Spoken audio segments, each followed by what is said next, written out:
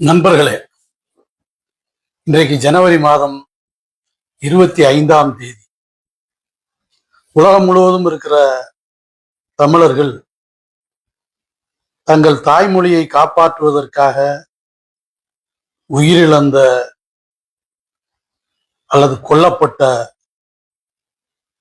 தமிழ் தியாகிகளுக்காக இந்த நாளை மொழிப்போர் தினமாக கடைபிடித்து வருகிறார். 1937 இருந்து இந்திய எதிர்ப்பு போராட்டம் தொடங்கினாலும் 38 அது உச்சகட்ட போராட்டமாக மாறி அன்றைக்கு பிரீமியர் என்று சொல்லக்கூடிய பிரதமராக இருந்த ராஜாஜியை வீட்டுக்கு அனுப்பி வைக்கிற வரை அந்த போராட்டம் கொழுந்துவிட்டு எரிந்தது.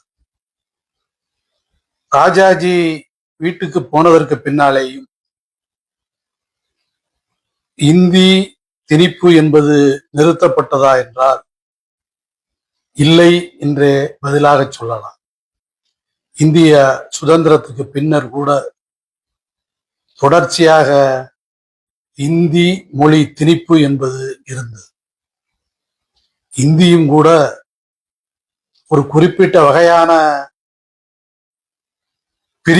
பிரிவு மட்டுமே நம் மீது திணிக்கப்பட்டது. 19 வகையான இந்தி மொழி பிரிவுகள் இருக்கிறது. அதில் திட்டமிட்டு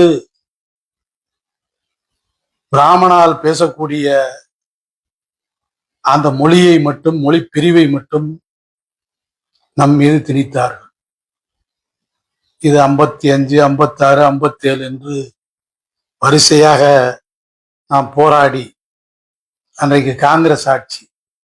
காங்கிரஸ் என்றால் வெறும் காங்கிரஸ் அல்ல, இன்றைய பிஜேபி, சங் பரிவார அமைப்புகள் எல்லாம் அன்றைக்கு காங்கிரசுக்குள்ளே தான் இருந்தது. அவர்களுக்கு மொழிவாரி உரிமை கொடுப்பதோ இனவாரி உரிமை கொடுப்பதோ மிகுந்த கஷ்டமான காரியமாக இருந்தது. அப்படிப்பட்ட ஆட்சியாளர்கள் மத்தியிலே இருந்தபோது தமிழ் மீது தொடர்ச்சியான தாக்குதலை நடத்தி கொண்டு வந்தார்கள்.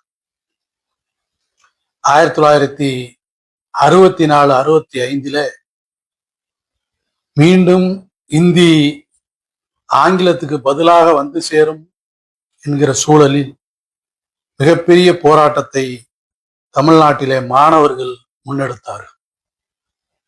அப்படிப்பட்ட மாணவர் போராட்டத்தில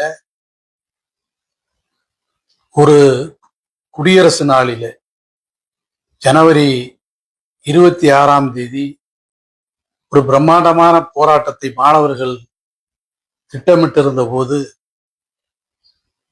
வேண்டாம், இது குடியரசு தினம், அடுத்த நாள் நடத்தி கொள்ளுங்கள் என்று பல்வேறு தலைவர்கள் வலியுறுத்தலுக்கு பின்னாலே ஜனவரி மாதம் 27ஆம் தேதி பல இடங்களிலே பிரம்மாண்டமான மாணவர் போராட்டங்கள் இந்தி திணிப்புக்கு எதிராக நடந்தது.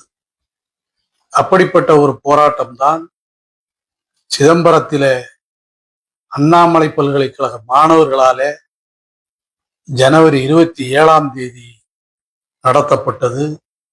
அதில் எந்த விதமான முன்னறிவிப்பும் இன்றி அன்றைக்கு ஆண்ட காங்கிரஸ் அரசாங்கம் காவல்துறையை வைத்து ஒரு துப்பாக்கி சூட்டை நடத்தியது. அந்த துப்பாக்கி சூட்டிலே தான் இந்திய எதிர்ப்பு போராட்ட சரித்திரத்திலேயே காவல்துறையால் முதல் மாணவன் சுட்டுக் கொல்லப்பட்டான்.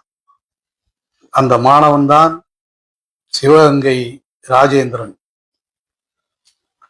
மன்னர் உயர்நிலைப் பள்ளியில படித்து புதுமுக வகுப்பு படிப்பதற்காக அண்ணாமலை பல்கலைக்கழகத்துக்கு சென்ற அந்த மாணவன்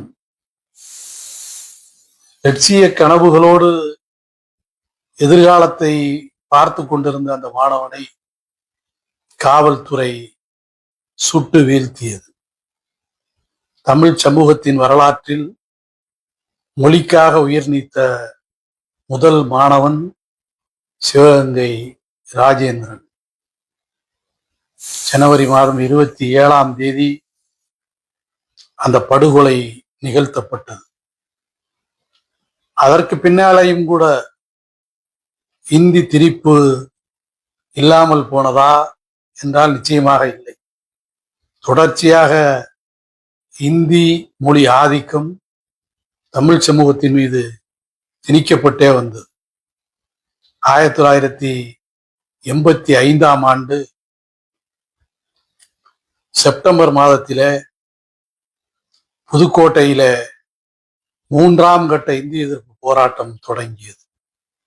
அதற்கு காரணம், கல்லூரி பள்ளி மாணவர்கள் தங்கள் கல்வி கட்டணத்தை வங்கிகளிலே, தேசியமயமாக்கப்பட்ட வங்கிகளிலே தான் செலுத்த வேண்டும். அப்படி செலுத்த போகிற நேரத்தில் அந்த வங்கி சலான்களிலே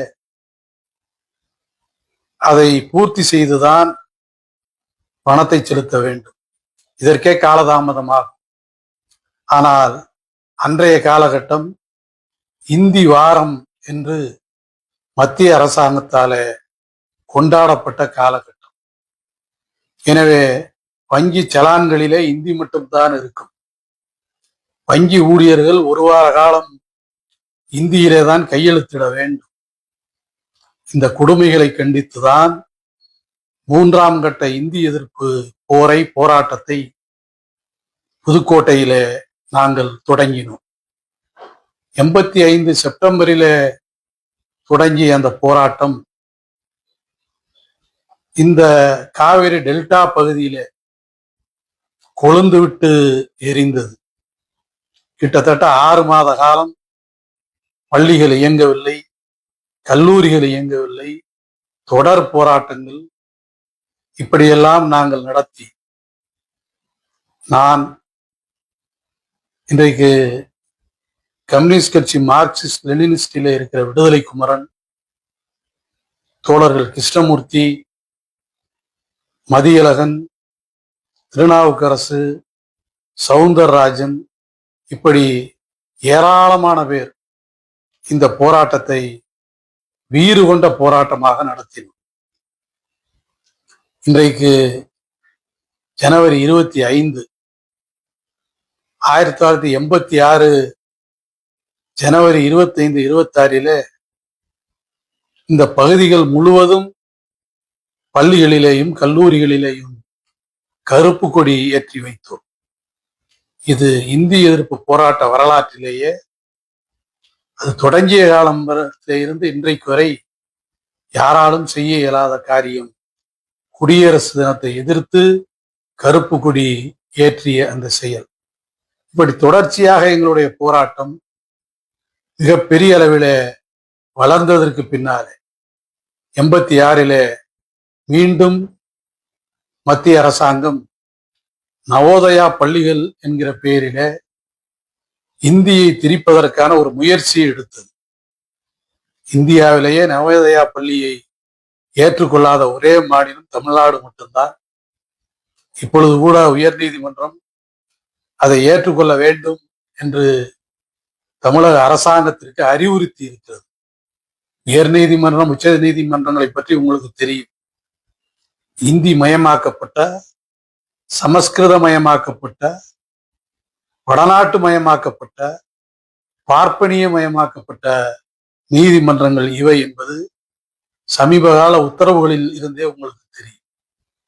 அப்படி நவோதயா பள்ளிக்கூடங்களை நாங்கள் ஏற்க மாட்டோம் என்கிற ஒரு பெரும் போராட்டத்தையும் நாங்கள் முன்னெடுத்தோம்.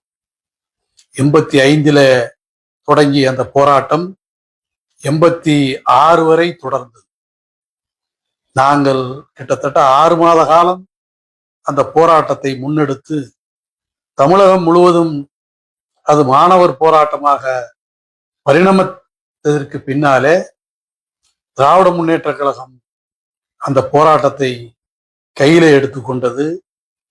சட்ட எரிப்பு போராட்டமாக ஆனது. நாங்களும் சட்டத்தை தான் கொடுத்தோம். 1985 சட்ட நகலையெல்லாம் நாங்கள் கொளுத்தல, சட்டத்தையே நாங்கள் அன்றைக்கு கொளுத்தினோம். பின்னாலே திமுக சட்ட நகலை இருக்கிற போராட்டமாக அதை கொண்டு வந்தது. திமுகவின் சட்டமன்ற உறுப்பினர்கள், நாடாளுமன்ற உறுப்பினர்கள் அதை தீ வைத்து கொளுத்தினார்கள். சட்டமன்ற உறுப்பினர்கள் பதவியை இழந்தார்கள், நாடாளுமன்ற உறுப்பினர்கள் பதவியை இழக்கவில்லை. இப்படியாக மூன்றாம் கட்ட இந்திய எதிர்ப்பு போராட்டம் வளர்ந்தது.